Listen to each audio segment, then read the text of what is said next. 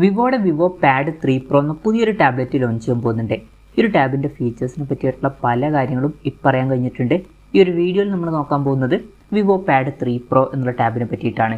Video തുടങ്ങുന്നതിന് മുമ്പ് പറയാനുള്ള ഒരു കാര്യം എന്താ വെച്ചാൽ, നിങ്ങൾ ടെക് വാർത്തകൾ ഫോളോ ചെയ്യാൻ താല്പര്യമുള്ളവരാണെന്നുണ്ടെങ്കിൽ നമ്മുടെ വാട്സപ്പ് ചാനലിലോ അല്ലാന്നുണ്ടെങ്കിൽ ടെലഗ്രാം ചാനലിലോ ജോയിൻ ചെയ്യാവുന്നതാണ്. താഴെ ഡിസ്ക്രിപ്ഷനിലും അതുപോലെ തന്നെ കമൻറ്റ് ബോക്സിലും നമ്മുടെ വാട്സപ്പ് ചാനലിൻ്റെയും അതുപോലെ തന്നെ ടെലഗ്രാം ചാനലിൻ്റെയൊക്കെ ലിങ്കും കാര്യങ്ങളൊക്കെ കൊടുക്കുന്നുണ്ട്. അവിടെ റെഗുലർ ആയിട്ടുള്ള ടെക് അപ്ഡേറ്റ്സും കാര്യങ്ങളൊക്കെ ലഭിക്കുന്നതായിരിക്കും. അപ്പം ആദ്യം നമ്മൾ ഫീച്ചേഴ്സും കാര്യങ്ങളൊക്കെ നോക്കുകയാണെന്നുണ്ടെങ്കിൽ MediaTek Dimensity 9300 എന്ന പ്രോസസ്സറുമായിട്ടായിരിക്കും ഈ ഒരു ടാബ്ലറ്റ് വരിക. അപ്പോൾ ഫ്ലാഗ്ഷിപ്പ് ലെവലിൽ വരുന്ന ഒരു പ്രോസസ്സറും കാര്യങ്ങളൊക്കെ ഇതിൽ വരുന്നതായിരിക്കും. അപ്പം മികച്ചൊരു പെർഫോമൻസ് ഫോക്കസ് ചെയ്തിട്ടുള്ള ഒരു ടാബ്ലറ്റ് ആയിരിക്കും ഈ ഒരു ടാബ്ലറ്റ്. പിന്നെ ഇതിൽ 5G സപ്പോർട്ട് ചെയ്തിൻ്റെ വെർഷനൊക്കെ വന്നേക്കാം. അതുപോലെ തന്നെ 16 GB റാമും 512 GB ഇൻറ്റേർണൽ വരെയൊക്കെ വരുന്നതായിരിക്കും. പക്ഷേ ഒരു കാര്യം എന്താ വെച്ചാൽ, ഫ്ലാഗ്ഷിപ്പ് ലെവലിൽ വരുന്ന പ്രോസസ്സർ ആണെന്നുണ്ടെങ്കിലും LCD ഡിസ്പ്ലേ ആയിരിക്കും ഈ ഒരു ടാബിൽ വരിക.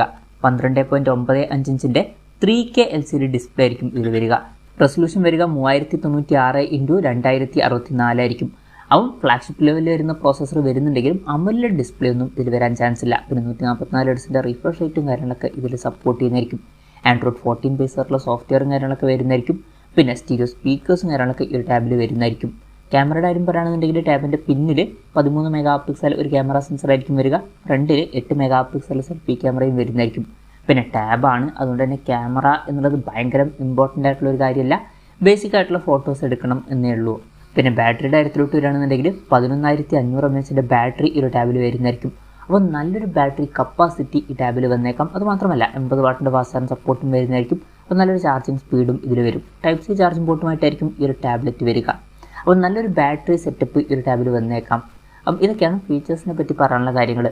ഇനി ലോഞ്ച് ഡേറ്റിൻ്റെ കാര്യം പറയുകയാണെന്നുണ്ടെങ്കിൽ അതിനെ പറ്റിയിട്ടുള്ള കൂടുതൽ കാര്യങ്ങളൊന്നും പറയാൻ കഴിഞ്ഞിട്ടില്ല. അതിനെ പറ്റിയിട്ടുള്ള കൂടുതൽ കാര്യങ്ങളൊക്കെ അറിയുമ്പോൾ അതിനെ പറ്റിയിട്ടുള്ള വീഡിയോസൊക്കെ നമ്മൾ ചെയ്യുന്നതായിരിക്കും.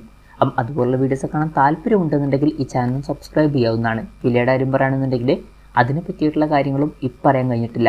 എന്നാലും നമ്മുടെ എക്സ്പെക്റ്റേഷൻ പറയുകയാണെന്നുണ്ടെങ്കിൽ ഈ ഒരു ടാബ്ലറ്റ് ചിലപ്പം ഒരു 40,000 to 50,000 രൂപ പ്രൈസ് റേഞ്ചിലായിട്ട് ലോഞ്ച് ചെയ്തേക്കാം. കൺഫർമേഷൻസ് ഒന്നുമില്ല, ജസ്റ്റ് നമ്മുടെ എക്സ്പെക്റ്റേഷൻ പറഞ്ഞു എന്നേ ഉള്ളൂ. അപ്പോൾ ഈ ഒരു ടാബിൽ മൊത്തത്തിൽ നോക്കുമ്പോൾ നല്ലൊരു പ്രോസസ്സറും അതുപോലെ തന്നെ നല്ലൊരു ബാറ്ററി സെറ്റപ്പും വന്നേക്കാം.